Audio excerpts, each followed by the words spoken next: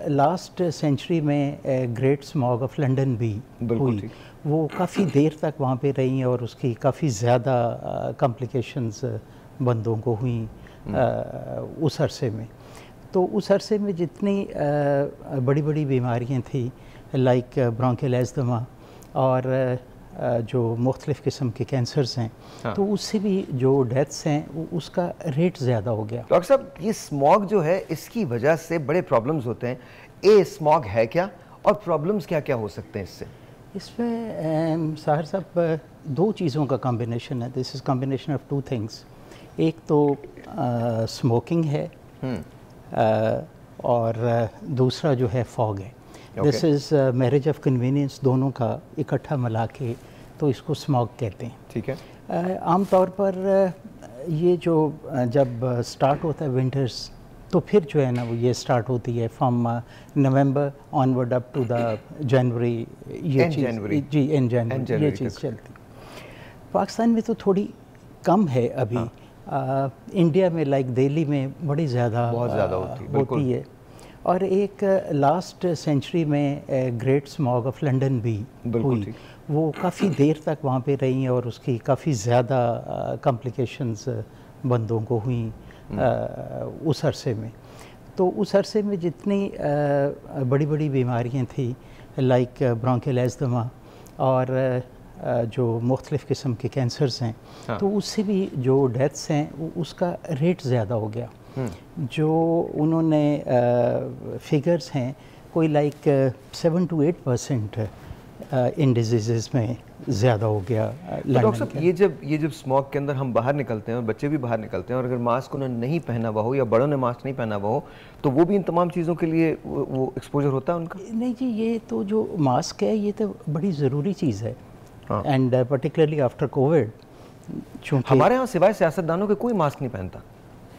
सियासतदानों ने जो मास्क पहना हुआ है बचपन से नहीं उतारा, आज तक नहीं उतारा और कभी नहीं। तुम मुस्कुरा रहे हो ना, तुम्हें नहीं पता, मैं तुम जब से बच्चे थे ना तब से वो पहना हुआ उन्होंने। सर हम नहीं जी नहीं, मास्क जो है जी वो सबसे ज़रूरी चीज़ है, क्योंकि ये फिज़िकली जो पार्टिकल्स हैं उनको रोक रहा है जो अंदर जाने से। सर मुझे आप मास्क पहनने का सही तरीका ज़रूर बताएंगे आज, बिकॉज बहुत सारे लोगों को सही तरीका मास्क पहनने का नहीं पता। ये कपड़े के जो आप मास्क बनवाते हैं मुझे नहीं लगता कि वो बहुत ज़्यादा प्रोटेक्ट करते होंगे। नहीं, वो 50% से ज़्यादा आपको प्रोटेक्ट नहीं करते। नहीं कर सकते। जो आपका सर्जिकल मास्क है जो हम नॉर्मली इस्तेमाल करते हैं वो भी कोई 75% तक आपको 80% तक प्रोटेक्ट करता है।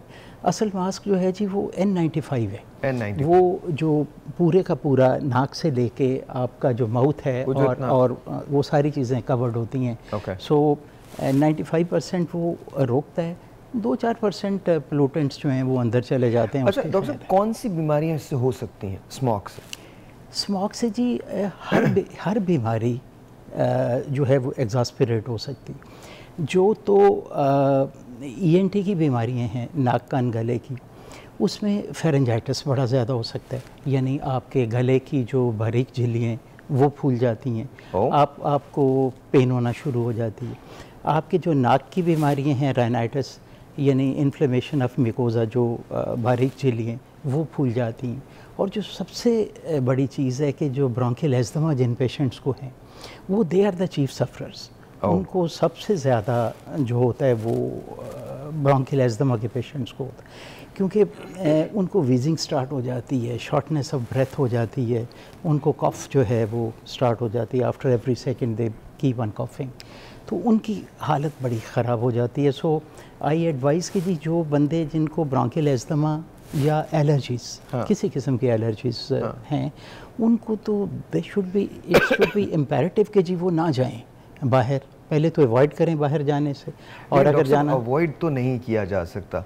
अब डॉक्टर अनिल आपकी तरफ आता हूँ। अवॉइड तो नहीं किया जा सकता, डॉक्टर साहब कह रहे हैं बिल्कुल ठीक है, लेकिन रोज़गार जो है वो भी कमाना है, बाहर भी निकलना है, और फिर फैक्ट्रीज़ जो होती हैं वो बहुत अर्ली खुल रही होती हैं जहाँ वर्कर्स को भी जाना है। हमारी बहनें जो हैं वो भी जाती हैं, वो भी काम करती हैं। तो ऐसी सूरत हाल में क्या किया जाए?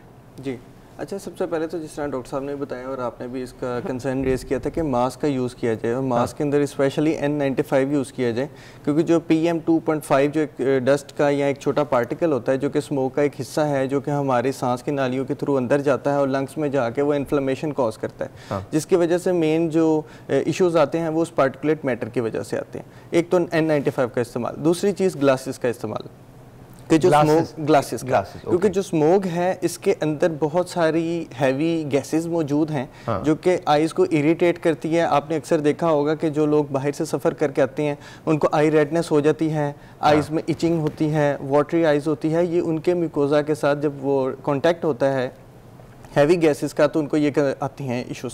तो एक ग्लासेस का इस्तेमाल कीजिए। तीसरी चीज़ जो सबसे ज़्यादा आपने देखी होगी, अमूमन सुबह ऑफिस टाइमिंग के अंदर जो लंबी कतारें हमें गाड़ियों की देखने मिलती है उसमें हमें एक शख्स मिलता है जो ऑफिस जा रहा है। यानी कि जितनी ज़्यादा हम लोग कार यूज़ करेंगे, जितनी ज़्यादा ट्रैफिक होगी, उतनी ही कार एग्जॉस्ट हैं, उतनी ही ज़्यादा नाइट्रोजन डाइऑक्साइड उस गाड़ी से निकलेगी, उतनी ज़्यादा पोल्यूशन होगी। तो कोशिश करें कार पूलिंग की तरफ आएँ, मैस ट्रांसपोर्टेशन की तरफ आएँ, पब्लिक ट्रांसपोर्टेशन को इनकरेज किया जाए, राइड शेयरिंग को इनकरेज किया जाए कि अगर एक ही घर के अफराद अगर 3 से 4 लोगों ने ऑफिस जाना है तो कोशिश करें वो एक ही गाड़ी के अंदर सफ़र करें, ना कि हर कोई शख्स एक अलग अलग गाड़ी में जाए और इन द एंड वो हमारे इन्वायरमेंट के अंदर उतनी ही ज़्यादा नाइट्रोजन ऑक्साइड को वो फैला रहे हैं। डॉक्टर साहब, जैसे जब हम बच्चों की तरफ आते हैं तो बच्चों को कौन कौन सी जुमला बीमारियां हैं जो इसकी वजह से हो सकती हैं? जैसे सर ने ऑलरेडी इलेबोरेट किया है कि ब्रोंकियल एस्थमा का चांस बहुत ज़्यादा हो जाता है बच्चों में। अब हमारे बहुत सारे जो बच्चे हैं उनमें फेमिलियल प्री डिस्पोजिशन होती है, जेनेटिक प्री डिस्पोजिशन होती है टुवर्ड्स ब्रोंकियल एस्थमा। थोड़ा सा आम लोगों के बारे में बात करनी है, बिकॉज ये तो मुझे समझ में नहीं आ रहा, तो आई एम श्योर जो वहाँ बैठे होंगे वो तो बेचारे देख रहे होंगे साहिर भाई। हाँ जी, यही मैं आपको बता रही हूँ कि जिन बच्चों की फैमिली हिस्ट्री होती है ब्रोंकियल एस्थमा की, उनका तो वर्सन हो जाता है। लेकिन अनफॉर्चुनेटली ये जो एयर पोल्यूटेंट्स हैं including smoke and various gases, इनसे जिन बच्चों में ब्रोंकियल एस्थमा पहले कभी नहीं आया होता वो भी आना शुरू हो जाता है, मैनिफेस्ट होना शुरू हो जाता है। और कॉन्टिन्यूसली आप कह लें कि एक इरिटेंट जो है ना वो बच्चों को मिलता है, जिसकी वजह से नोज़ की लाइनिंग, अंदर से आपके फेफड़े, वो सारे अफेक्ट होते हैं। तो एक कॉन्टिन्यूस एलर्जी की और इरिटेशन वाली स्टेट रहती है। अच्छा, उसकी वजह से जाहिर है बच्चे ऑफ भी ले लेते होंगे, बच्चों की सेहत मुतासर होती है, बच्चों की स्कूल परफॉर्मेंस बहुत अफेक्ट होती है।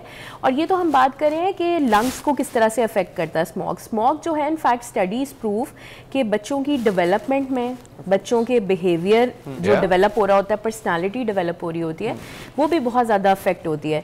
तो अब बच्चे जो हैं इसकी वजह से इरिटेबल रह सकते हैं, उनके मूड के इश्यूज रह सकते हैं, टैंट्रम्स हो सकते हैं।